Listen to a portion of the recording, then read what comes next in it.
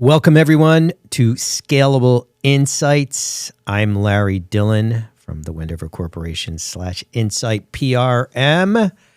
We have with us today producer Jeff. Producer Jeff, how are you? Amazing. Great to be here. Good to see you. And we are fortunate to have with us Mr. Radio Announcer Voice himself, our operations manager extraordinaire, Herman Atwell. Herman, how are you today? It's good to see you. Good to see you. Man, I got to tell you that the last podcast that we did together was an eye-opener. If you haven't seen the last podcast with Herman, I advise you to check it out because there's a lot of things that you do in terms of the research. So Herman runs our research team that make the 2 million calls a year to generate the leads.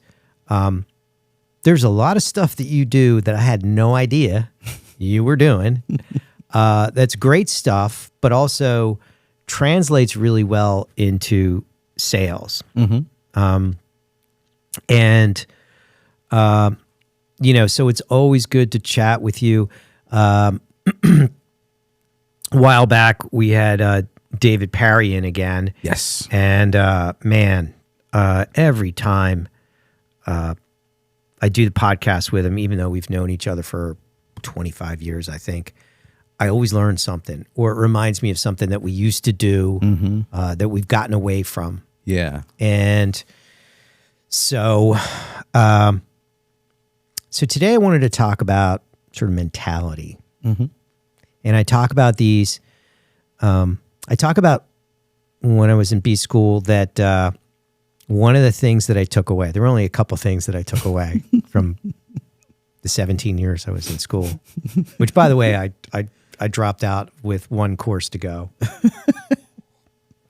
My friends are all like, you should get your degree. I'm like, I don't think I need it.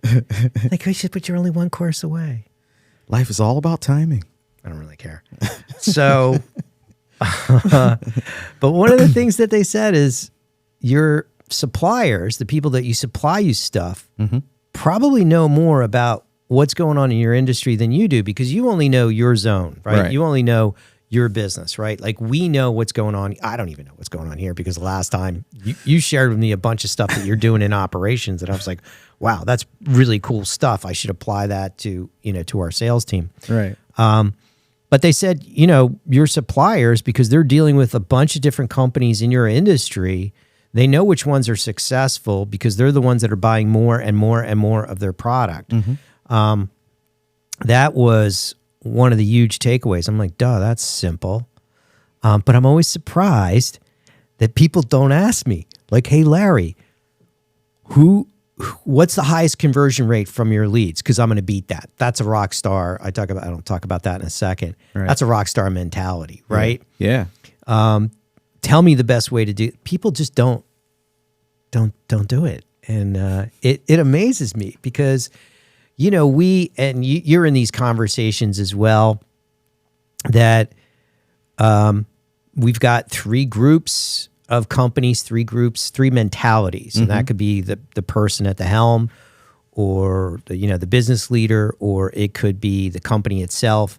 But there's these three different mentalities. And I talked about the victim mentality, which I had, I talked to my nephews when they were in Little League and I said, Liam, I said, do you have any victims on your team? That's all I had to say. I didn't have to explain anything.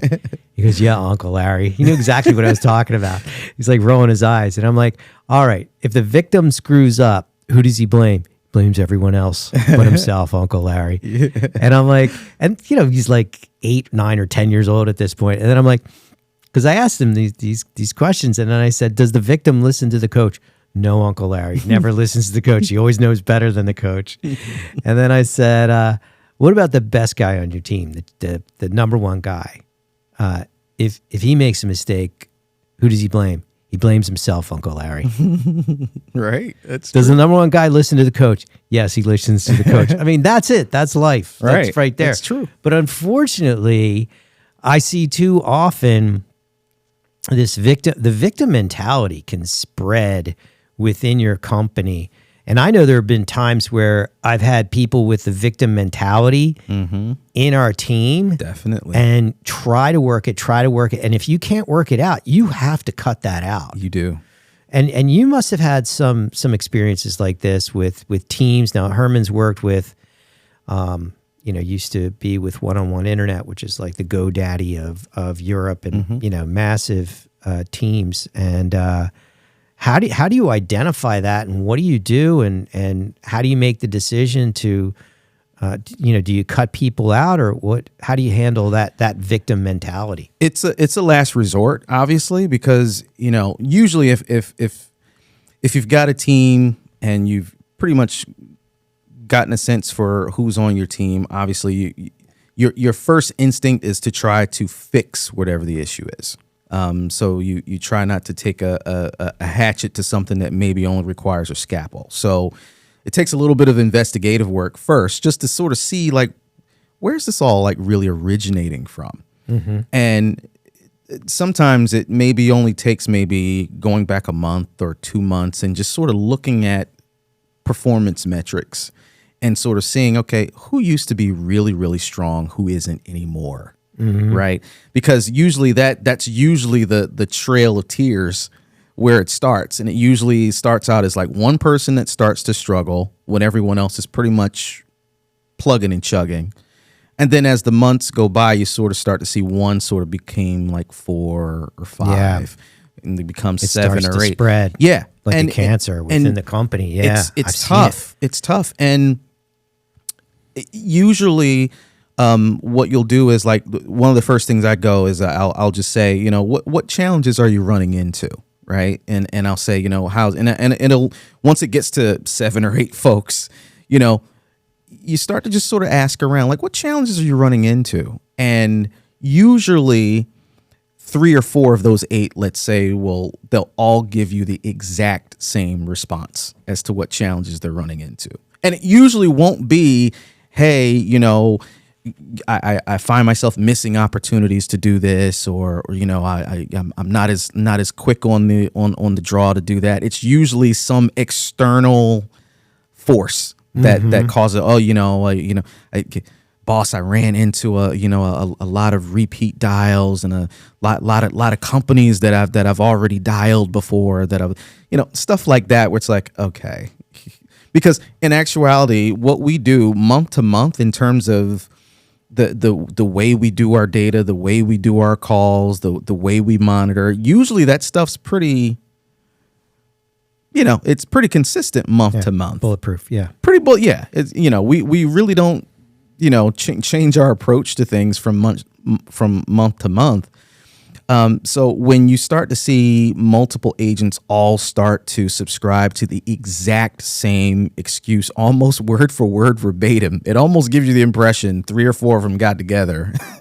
So what you're saying is the first thing you want to do is you want to clear out, is there something organizationally or structurally?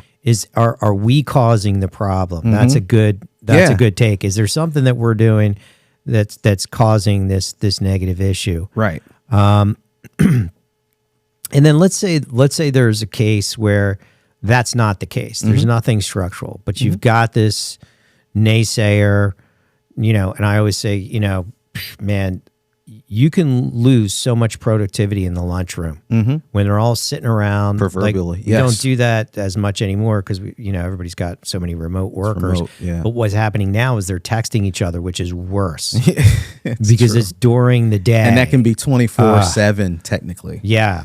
So let's say you've gone in, you've evaluated, you fixed that problem, or now you've got a problem where it's got nothing to do structurally or with the organization. Yeah. What's your first move? You've identified, hey, it's not us. There's something going on with that person. Yeah. How do you make that decision? How do you change that person? And then if you can't change them, like what are the steps that you take to that ultimately gets you to that point to either keep them or let them go? Yeah. I hate to use this terminology, but just for the sake of simplicity, I go to the head of the snake first.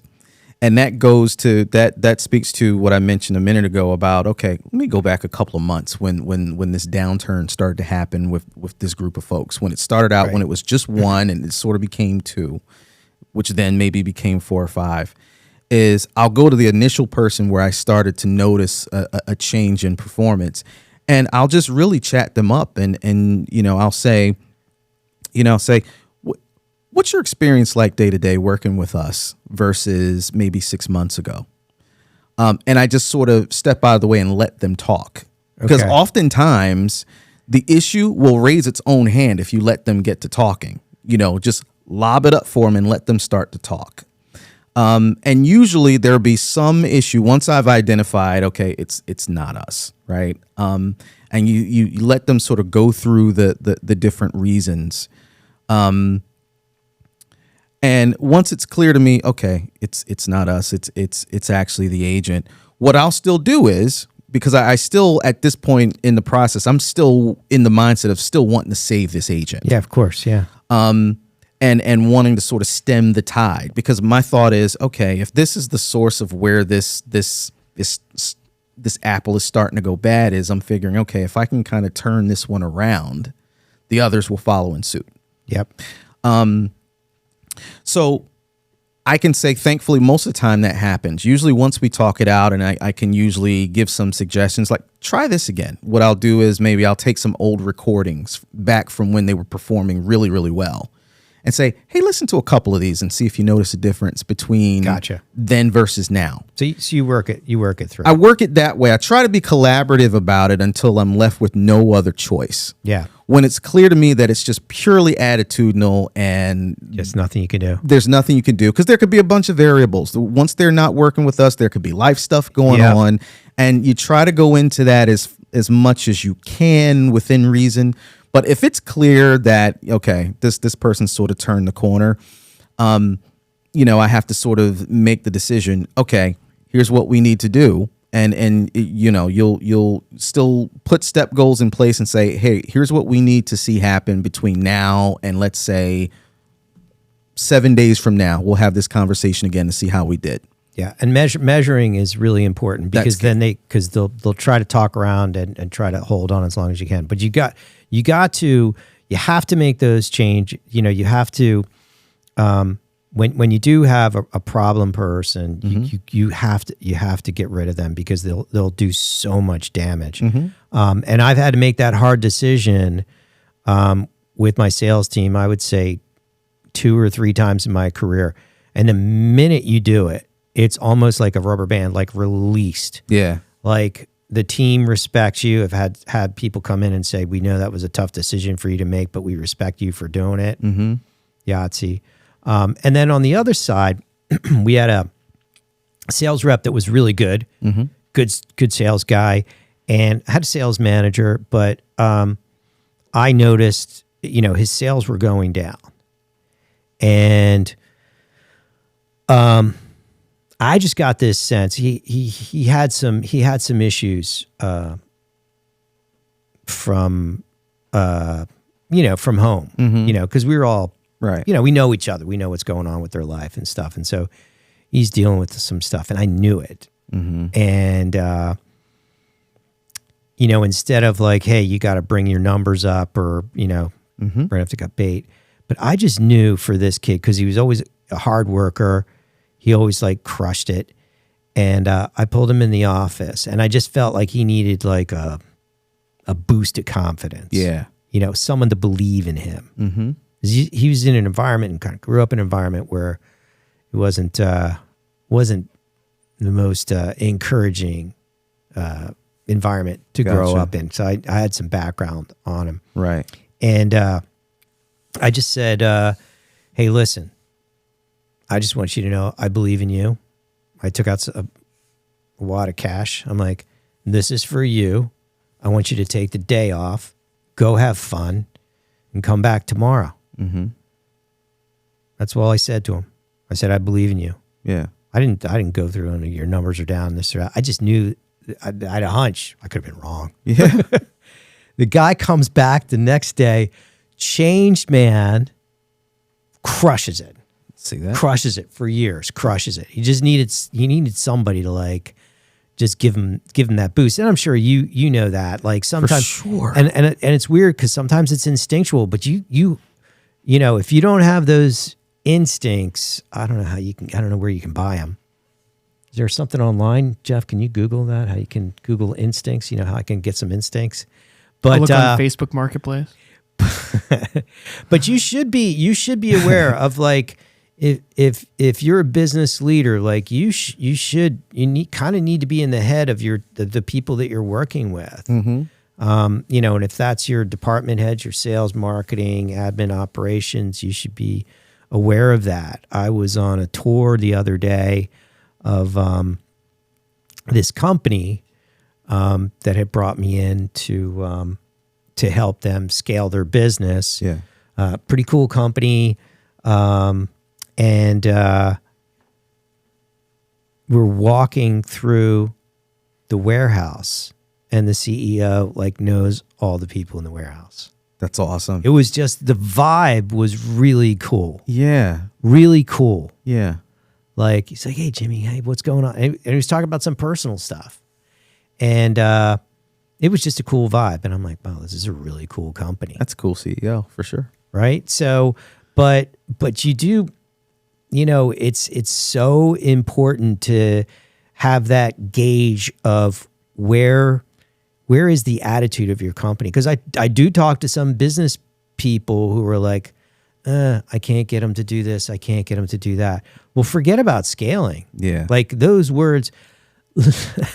So let me back it up a second. So I always talk about, you know, we talked about the victims and the champions, right? And then there's the people in the middle, and they're some are at this victim end of the scale. Some of them are at the champion end. There's a bunch of them that are sort of like towards the champion end of the scale that with some coaching, with the right mentality, can be boosted over there. Absolutely. And I'll tell you what, once you get to that champion stage, like, and I know, you know, like I said, we've done business with thousands of clients. So I've met, you know, 50, 100 of these folks that I know really well. And also I know the sales reps that I know. And I've become great friends because it's kind of like an elite club. Mm-hmm. And you almost have your own language. Yeah. And it's always, you know, you'll go to a trade show and most of the people that you meet are like great people, but they don't have that rock star attitude. Mm-hmm. And once you find those people, man, it's like, boom, you're in the bar with them, you're hanging out with them.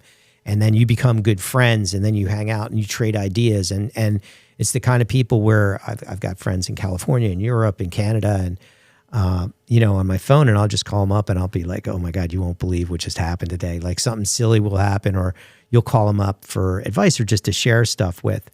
But once you slip into that rock star mentality, it's like the world's your oyster. Definitely. Because 97% of the people won't do the work, won't have the attitude. And the good news is 10% of your competition has a victim attitude. You could just throw them around like a rag doll. This goes back to one of the podcasts another podcast with Herman, an earlier one, where you were saying how acknowledgement also goes a long way for, like what Herman was like, that little attaboy really goes a long way, because it's not even also just about the attaboys too. It's about, you know, saying, look, maybe do this a little bit differently, but it's about kind of keeping an even playing field with that. You know, it's you want to give them a sense of accomplishment, and then they're like, oh, I got to do more of this. Yeah. You know what that attaboy also does, like in my opinion? Because inevitably what's going to happen is when those attaboys, let's just hypothetically say those attaboys stop, you're going to have a bunch of rock stars at the top of the mountain that have been at the top of the mountain. You're going to see them start to wane. Right. And then now you got to sort of get them back on track again. So that attaboy almost is as much of a game changer as when you invest a lot of time in getting somebody who's maybe below goal up to snuff. Yeah. And this is the thing. And you can tell right away when I talk to somebody, if it's a CEO or president or a business owner, yep, you can see it in their mind. Like this CEO is walking through the warehouse. He knew all these people, and man, I'm telling you, the vibe from that was cool. Was really cool. You could tell they were successful, and if the leadership doesn't have that mentality of like, hey man, I need to recognize the people that are doing well. And again, we talk to sales reps and sales managers and business owners and CEOs. And so we see the whole thing. And by the way, I gotta laugh. By the way, if you're a business owner in B2B and you want to grow your business, it's the sales reps that are making that happen. Right. I just had this like weird epiphany because it's sometimes I talk to CEOs or business owners and they don't get the connection between, now this is B2B, right? This doesn't necessarily apply to retail or other things where you can do like a TikTok video and you sell like 1,000 toothbrushes or something. But for B2B, I just, from talking to you right now, I'm like, so especially the ones that are struggling, like we really want to get out of that. They don't really understand that it all comes through your sales reps. Yeah. Your sales reps ain't motivated. They ain't going to sell more. They're probably going to sell less. Big time. It's your job. Like that's your job. Like you better make sure it's somebody's job to manage that. Now with our team, I and I always say, to my team, like especially with the inside team, we evaluate them at least 4 times a day, if not 8 times a day, like almost every hour, every 2 hours. Yep. You call them up and do one of 2 things. You call them up, pull them aside and say, hey, great job, man. You're ahead of goal. You're going to crush it. You're going to be number 1 today. If they're a little bit behind, you're like, are you going to let Jimmy beat you? Are you going to let Jimmy beat you? And if they're way behind, you're just like, because those all take a few seconds. You're just like, Herman, I got nothing else to do. I know you're struggling today. We're going to figure it out together. Right. I'm just going to sit here behind you and I'm going to work with you, man. I'm right here for you. And they're going to be like, oh, for the love of God, I don't want to be in this position anymore. Now. And I've seen it with, now there are some self-motivating sales reps that just on their own are just going to crush it. Yeah. There are those. They're far and few between, and that's not a strategy. But even those guys there are some who are just going to do their deal and crush it. But that's not a strategy. That's not most. True. You cannot scale with that mentality. Right. If you have an inside sales team, which, by the way, if you're in B2B and you don't have an inside sales team, if your competitor has a good inside sales team, you are going to get your ass whooped. Yep. I'm sorry. You are just going to, no question. If you have, 10 sales reps and they have 10 sales reps, but they've got 10 inside sales reps contacting 100, 200 prospects every single day and just saying, hey, this is what we do. You can't compete with that. You can't compete with that. And time again. And we've talked about the difficulties of building an inside sales team, but when you have that killer team, it's all that motivation. And that goes for sales. It goes for the inside sales team. It goes for the marketing team. Yep. And so many times, and to just take a step back, where when I do talk to CEOs and owners of businesses where they can't get sales and marketing, to kind of work together. And I've been at conferences where I was with a technology marketing conference up in Boston, and it was on a break. So I'm sitting down having a sandwich, and this woman sat next to me, and we started talking, and she goes, God, because they were talking about like how sales and how difficult it is to get sales and marketing aligned. She says, I've been doing this for 25 years and we're no closer to a solution. She's like, they're going to talk all day about this and nothing's going to happen from it. Let me tie something together real quick. Yeah. What you're saying about how sales reps are basically taking companies to the next level, either making them successful or going in the opposite direction. Yeah, if you have 10 sales reps and you want to double your sales, newsflash, on average, they have to double their sales. Right. So here's the thing. This isn't rocket science. Yeah. So you can even taking the deadly dumpster and taking what Herman and yourself, Larry, are talking about, giving them a sense of achievement or, praising them for things. If you give them that little bit of a boost, or, sometimes maybe a sales rep, if they're on the fence, they might take the little bit of, if something goes wrong, they might say, "Oh, that's it," and put that lead in the lead dumpster. That's exactly what happens. Right. So if they're like, "Oh, you got this," give them boost. And maybe when they do that, they'll keep going. They won't throw that into the deadly dumpster. They'll keep following up, and maybe instead of pushing this off, you can get the biggest deal of your lifetime. Correct. You are from the mouths of babes. Look at this. Look at young buck. Look at this.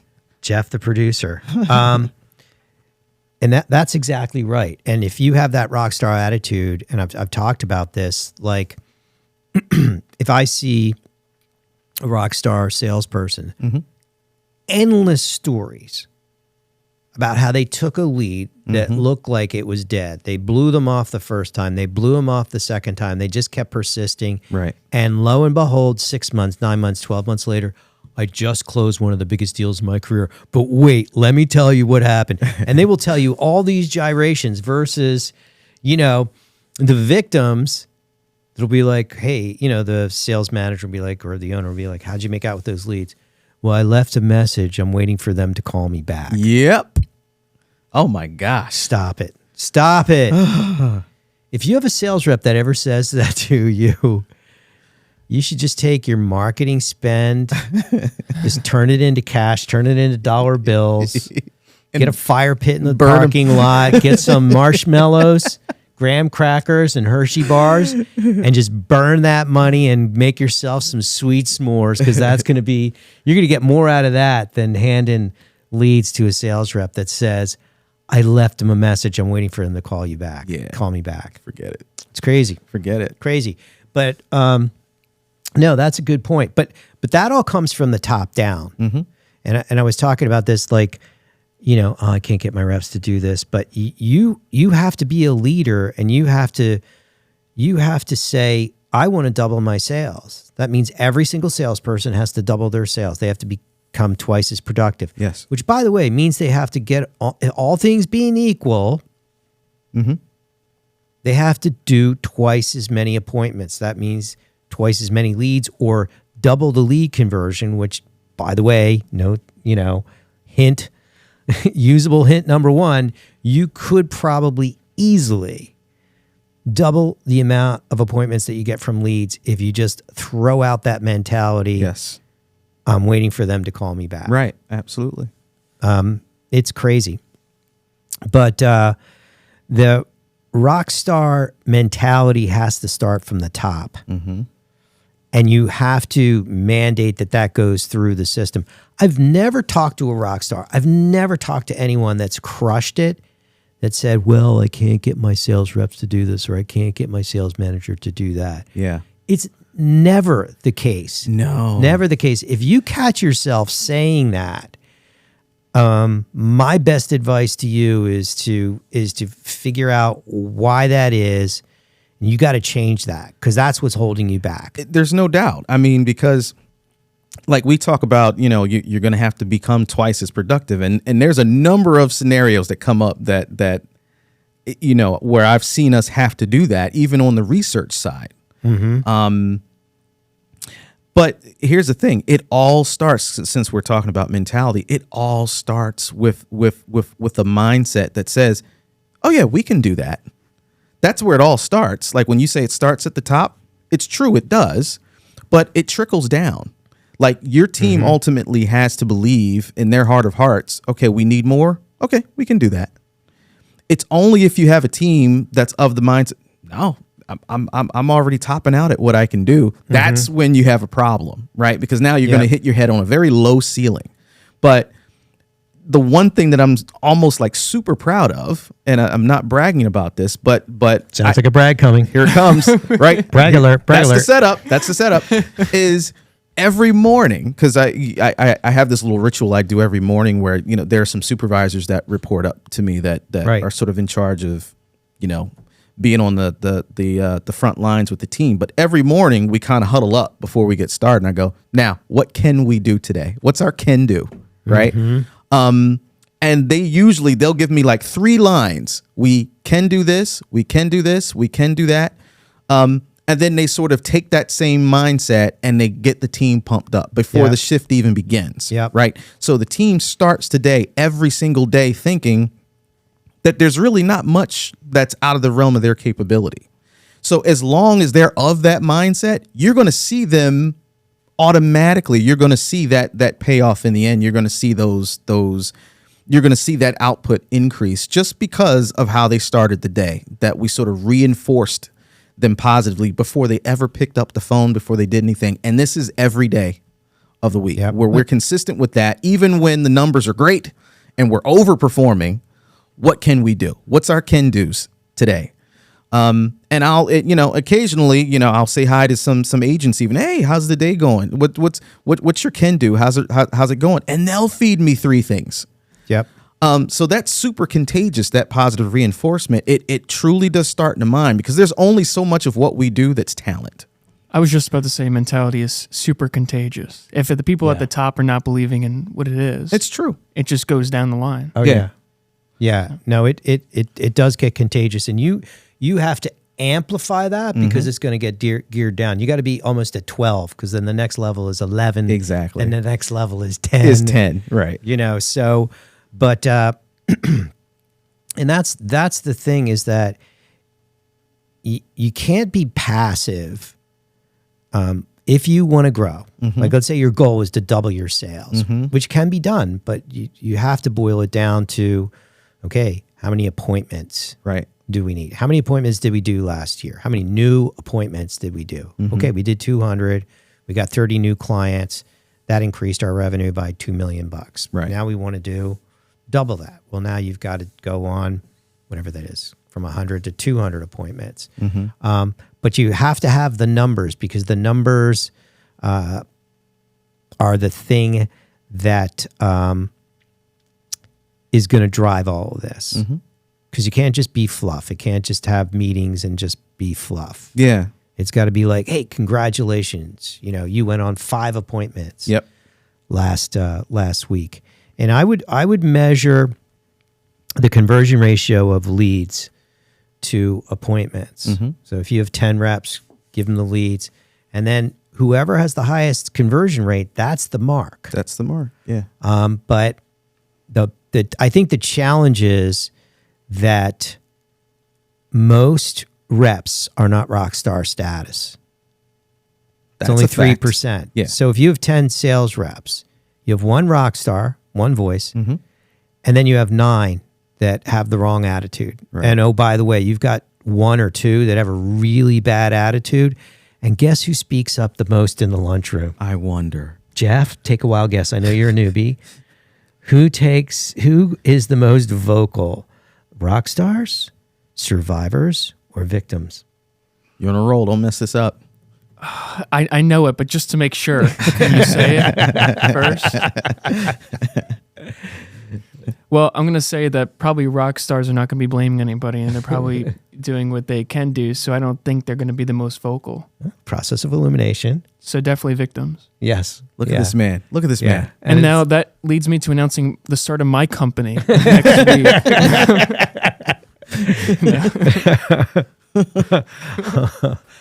Oh my God. Oh my God. But this, I can't emphasize this enough. And from like the last podcast that we did with David Perry, was that last month?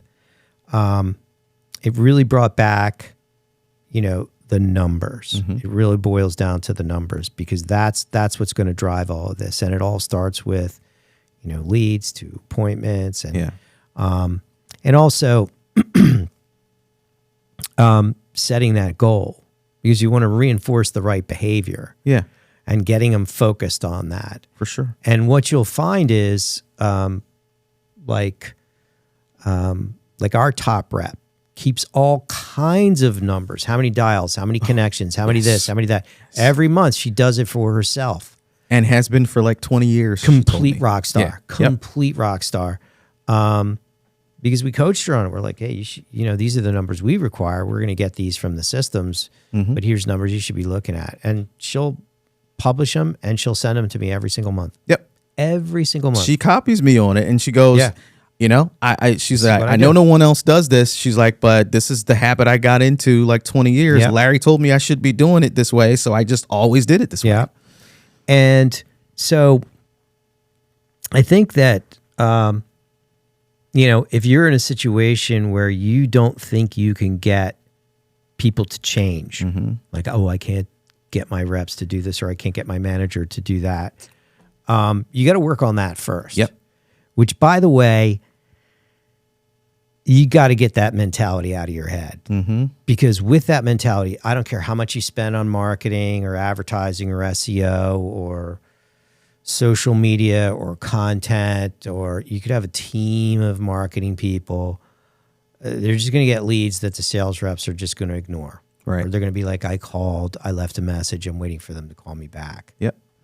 So I would say my advice from doing this for so long is check where your attitude is in terms of that. And you got to be ready to like stand tall and be, nope, this is what we're going to do, and work with those people. And if they don't, and I've had to do that 3 times where it was a critical position where we were making changes in order for us to get to the next level. And I had a salesperson that was just not down with it, and tried. And then finally, we had to cut them loose. And man, it's just, you'll find that once you stand tall and, take responsibility and take control of the situation, you're going to be able to do whatever you want to do. But in that situation, I can game plan. I can tell you exactly I tell you right now, double the number of appointments this year versus last year, double. All things remain the same. You will double the amount of new business that you get from last year. Hands down. Yeah. It's pretty simple. It's true. It really is that simple.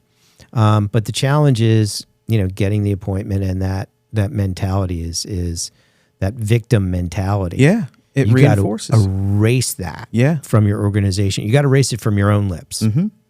Yeah, because that will bleed over to you. Like if you're of the mind, if you've got a bunch of victims, or even if you've got 2 or 3, and you sort of resign yourself to that, guess what? They just made you a victim too. Exactly. And the funny thing is, I'll have a champion that will call me, a rock star that will call me, and they'll just tell me all the hoops they had to jump through, all the false negatives they got for a particular lead, and that they closed a deal. And I know their competitor got the same lead at the same time, and on the first whisper or hint or any type of pushback, it's a bad lead. Yes. No good. Absolutely. Seen it.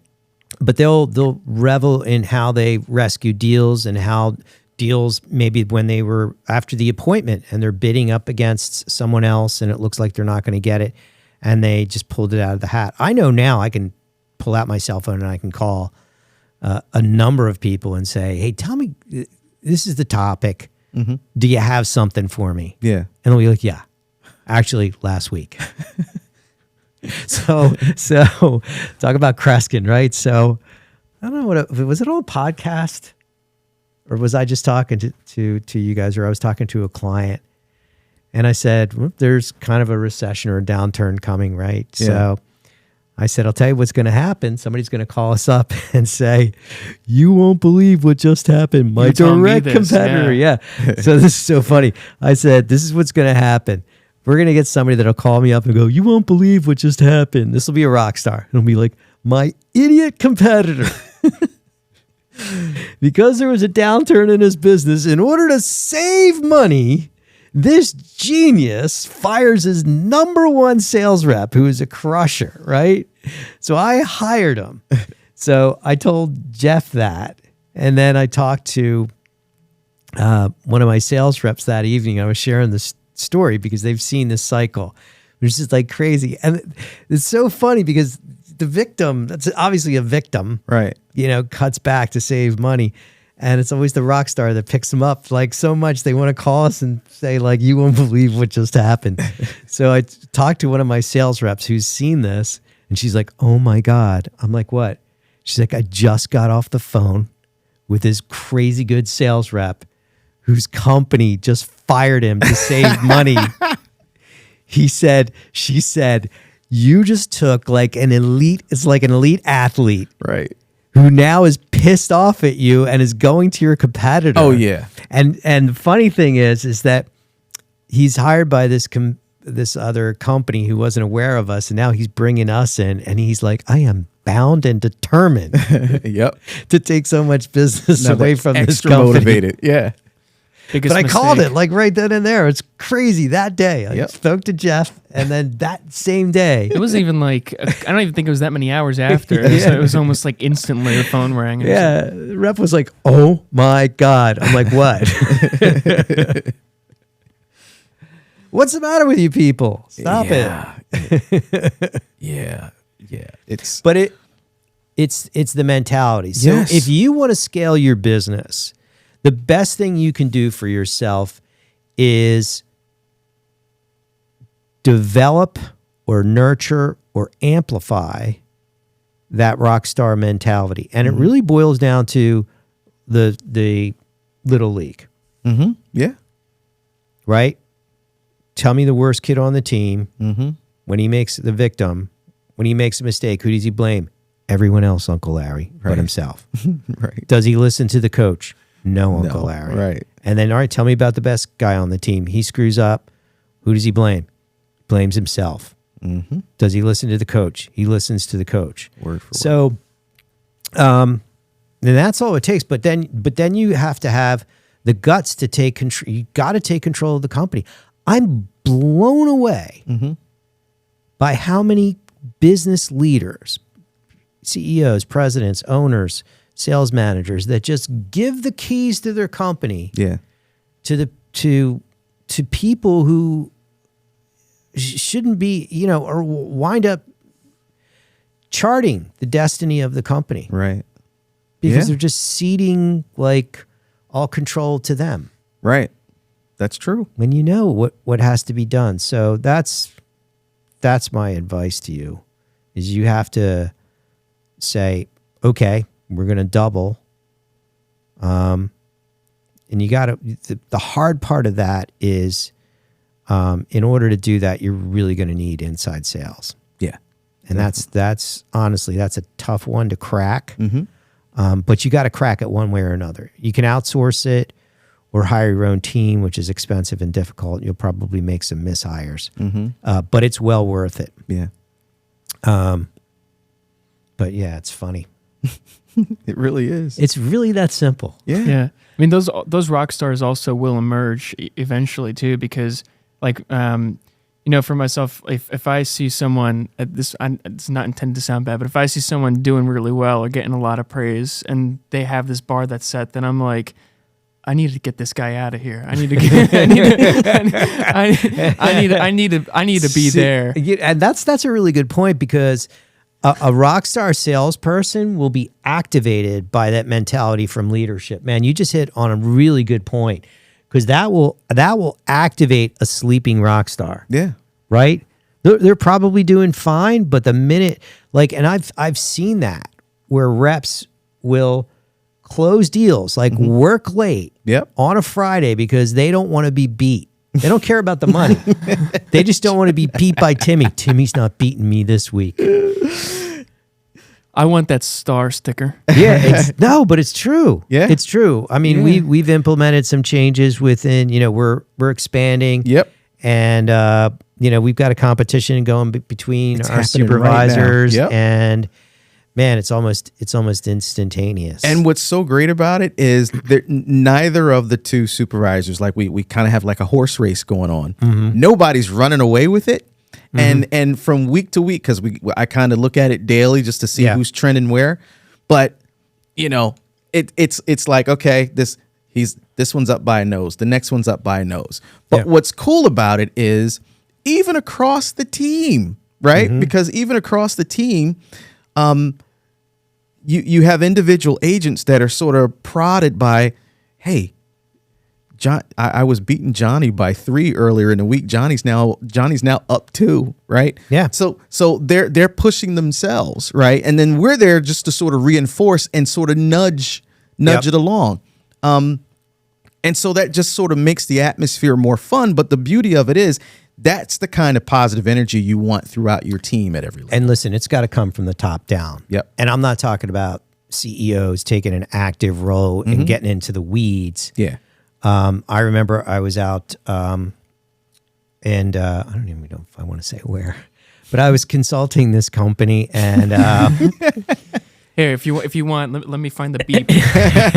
let me find.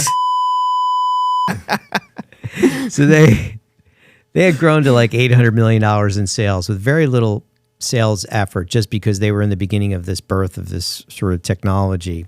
They were in the networking space. Mm-hmm. And they had grown to 800 million, but they had stopped. And so I was brought in, and I started to make recommendations. And then one of the managers was like, "Yeah, our CEO doesn't believe in sales." Wait, what? Yeah, he said, "What was that?" Because he grew his business without really a lot of sales strategy. Well, that's half his title. Mm-hmm. But yeah, they had like the cool building. They bought the side of a mountain, and like the really cool lunchroom, and like the really cool building, and all this stuff. And then 6 years later, they were bankrupt. Literally 6 years later. Woo. Don't color me surprised by that one. Yeah. So our CEO doesn't believe in sales. I've heard that more. It blows my mind. But anyway, that's the extreme. But where are you? Like, I would do a gut check if I was a CEO. Yeah.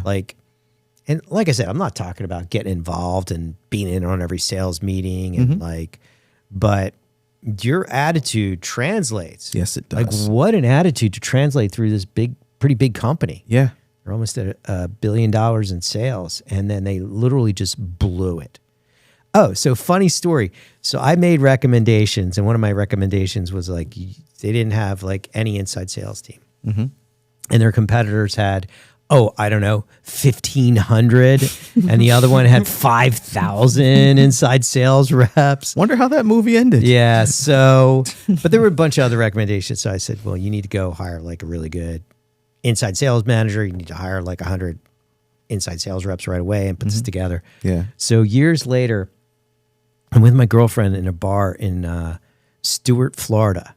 We're hanging out. Now, this company was, up in the Northeast. Yeah. And we're sitting at a bar, and we meet this couple, retired couple. And so we start talking, and she's like, yeah, my husband used to work for, I think it was IBM, and then worked for this company. And she mentions the name of the company. And I was like, oh my God. I said, and then I told them the story about this company. And the wife was a nurse. And this guy had worked in IBM and was, he was sort of rock star. And the nurse looks at me and says, you were exactly right. They hired him too late and didn't give him the resources. She went apoplectic. Like, she was, she wasn't in the business, but she knew enough to know that, hey, that was the right strategy. Yeah. But they just sort of gave him not enough. Right. But she was like, you were exactly right. That was their demise. They didn't execute on all the things that they met you too late in the life cycle. Because they didn't believe in sales. Crazy, right? That amazes me. Crazy. Well, if you're a sales manager and doesn't believe in it, your sales reps certainly aren't. Well, if you're the CEO and that's getting and everyone knows that's it. Amazing. Yeah. Everyone knows it. Yeah. Yeah.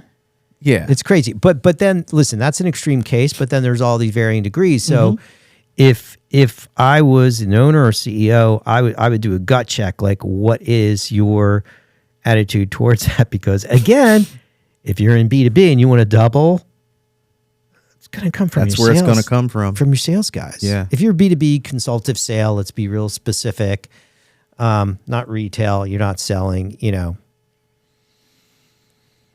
I don't know. Red shirt or the blue shirt. Yeah. Yeah. You know what I'm saying? Yeah. All your salespeople have to double what they're doing. Yeah. Or you got to hire twice as many sales That's a reps. lot of effort. And that's complicated. Yeah. But if you do that, if you get that rock star mentality, dial it up to 12 so that it hits 10 on the way down. Right. Sometimes that's all you have to do is just change your mentality. Yeah. Like, it blows my mind. We haven't been able to hit our goal. Yeah. There's been. Well, you spend 15 minutes of mind share a quarter on this. It's true, but it's true how much of this really isn't talent. It really is mentality. Like it's. We didn't even talk about this before we started the podcast, but it's true. Like a certain percentage of this is actual like skill, and the rest is like pure will and the belief. Oh, yeah, we've seen that. Yeah. I've seen reps that do not have the natural talent, but under the tutelage of a good manager, will knock your socks off. Because they'll if you get the right motivation, back to what you were saying, some people have that switch, that competitive switch, and if you're not sharing numbers, and if you're not, sort of creating this environment, you're not going to activate that. But I've seen people who were okay, but they're going to work twice as hard as everyone else, or 3 times as hard, or 4 times as hard, and they're happy to do it, and they know.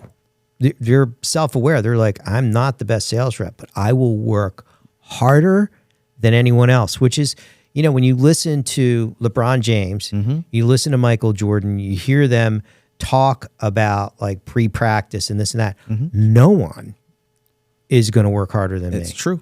Well, even if they don't even have the skill, a rock star will either learn it or they'll do their best to learn it because they need to do it. Yeah. And it just takes the mentality from the top down to activate that. But you get like a good manager who's a good motivator, and the same talented group, the delta on the output is enormous. Yes. Enormous. So for some of you that are listening, if you're in that leadership role, but don't, you shouldn't be in the weeds, but man, you can have such an impact on your company by just changing your mentality. And just think of Little League. Is my mentality victim? Oh, we can't get the guy, or I can't expect him to do that. That's victim speak. Right. Versus champion. No, we will. Yeah. We will. We're going to do this. We're going to motivate everyone. Yep. I'm going to motivate my sales team. I'm going to motivate my marketing team. And that was the other thing that I just wanted to touch on before I forget, is that, there's this disconnect between sales and marketing. Like, that's your job.